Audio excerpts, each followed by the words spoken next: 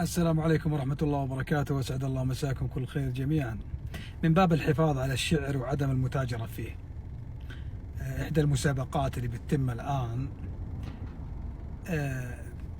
من ضمن أعضاء اللجنة يستبعد عضو من أعضاء اللجنة يستبعد شاعر أو متسابق باسمه ولم تعرض قصيدته.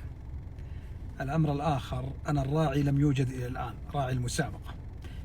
الكارثة الكبيرة جدا أن فيه مادة من العقد اللي بين المتسابقين وبين القناة اللي هي الطرف الأول، أنه لا يحق للمتسابق أن يطالب بمبلغ الجائزة. هذا الحاصل على المركز الأول. يحق للمتسابق أن يطالب بالمركز الأول بعد 9 شهور من تاريخ آخر مشاركته اللي هي ليلة الحفل الختامي، ويتواصل مع الراعي الرسمي وليس مع الطرف الأول اللي هو القناة.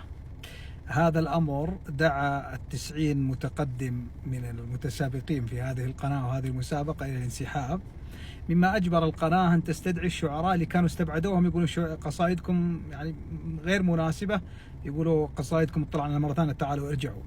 فالآن يطالبون بالتسعين الاحتياط اللي غير 90، 10 و20 طالبوهم ولا جو.